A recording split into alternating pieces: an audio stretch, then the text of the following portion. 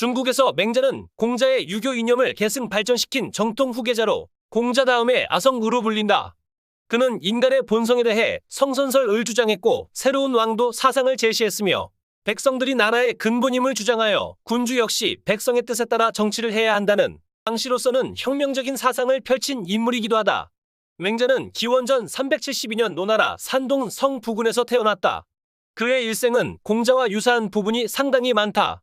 그것이 3살 때 아버지를 여의고 홀어머니 아래서 어렵게 자랐으며 후에 천하를 주유했다. 맹자의 성장에 가장 큰 영향을 미친 사람은 역시 어머니이다. 어린 아들의 교육을 위해 묘지, 시장, 학교 부근으로 3번이나 이사를 한 어머니의 교육열은 백모 삼천지교라는 일화로 전해 내려온다. 결국 맹자는 학교 근처의 면학 분위기에 젖어 일찍부터 학문에 힘을 쓸 수 있었다. 또한 맹자가 공부를 하다가 지쳐서 학업을 그만두고 집으로 돌아오자 맹자의 어머니는 짜고 있던 배를 단칼에 찢어 학문을 그만두는 것이 이와 같다며 학업 정진의 인내가 얼마나 중요한지를 가르치기도 했다. 이 이야기 역시 맹모단기라는 고사성어로 지금까지 전해진다. 맹자에게 이러한 어머니가 없었더라면 지금 우리가 아는 유학의 기틀도 세워지지 못했을지 모른다.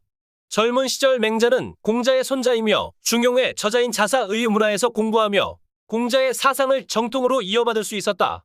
그는 한때 제나라에서 관직에 있었으나 곧 그만두고 전국시대에 돌입한 당대의 여러 나라들을 돌아다니며 신정과 왕도 정치를 설파하기 시작했다.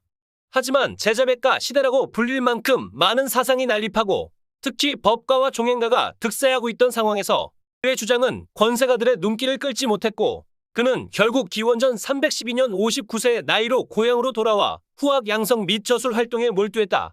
맹자의 사상 중 가장 주목할 만한 것은 인간의 본성에 관한 문제를 다룬 성선설이다.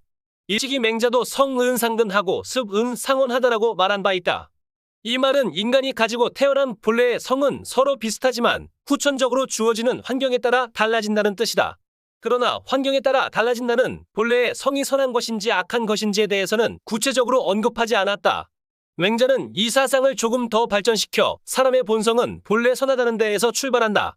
즉 인간은 선하기 때문에 태어나면서부터 이미 인의 예의지를 충분히 실현시킬 수 있는 가능성을 갖고 있다는 것이다.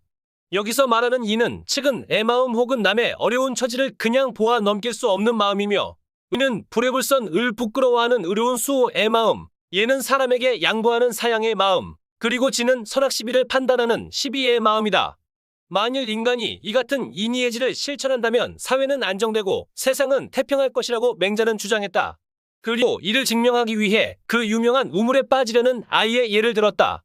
만일 우물에 빠지려는 아이가 있다면 인간은 누구나 그 아이에게 측은한 마음을 가질 것이며 아이를 구하려고 할 것이라는 말이다. 이 측은의 마음이야말로 인간이 어질다는 실말이라는 것이다. 이 같은 맹자의 성선설에 대항하여 손자는 인간은 본래 악한 존재라는 성악설을 주장했고 같은 시대 인물인 고자는 인간은 본래 선하지도 악하지도 않은 존재로 악하게 키우면 악하고 선하게 키우면 선하게 된다라며 성무선무불설론을 주장했다. 순자의 사상을 이어받은 한비자는 인간이 천성적으로 악하기 때문에 상과 벌을 함께 줘야 한다고 하기도 했다. 맹자에게 시작된 인간의 본성에 대한 논의가 대단히 복잡하게 전개된 셈이다. 공자의 인간에게 발견한 덕성을 인이라고 주장했던데 반해 맹자는 인애라는 확장된 개념을 제시했다. 인은 사람의 마음이고 의는 사람의 길이다. 사람은 모두 참기 어려운 일이 있으나 이를 참아내는 것이 인이며 사람은 누구나 행하지 못하는 바가 있으나 이를 행하는 것이 의다라는 것이다. 이와 의에 대한 맹자의 설명은 공자의 사상을 세분화하여 더 깊게 설명한 것이라고 말할 수 있다. 이런 면에서 맹자는 공자의 사상을 한 걸음 더 발전시킨 후계자라고 해도 과언이 아닐 것이다. 맹자의 이론 중 가장 중요한 것은 단연 왕도정치론이다. 맹자는 힘으로 인을 가장하는 자는 패자이고 덕으로 인을 행하는 자는 왕자이다라면서 무력으로 남을 복종시키면 진심이 아니라 힘이 모자라기 때문에 억지로 복종하며 덕으로 남을 굴복시키면 사람은 기뻐하며 진심으로 굴복한다라고 말했다. 즉 군주란 권력보다도 도덕적 규범을 통해 백성을 다스려야 한다는 것이다. 맹자는 또 하늘이 보는 바는 백성이 보는 바를 따르며 하늘이 듣는 바는 백성이 듣는 바를 따른다라고 하여 민의를 중히 여겼다.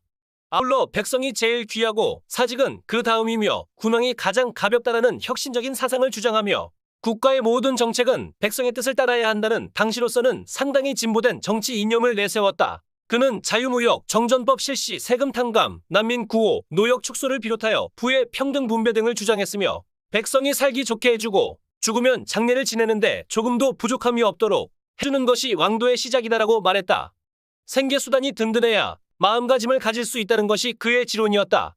이렇게 민생이 안정되고 난 후 도덕 교육을 행하여 인류를 가르치면 천하의 사람들이 기뻐하여 신복하고 귀일한다는 것이다. 그러나 맹자의 이런 정치 이념은 혼란한 세상을 무력으로 정복하고자 했던 당시 군주들에게는 받아들여지지 않았다.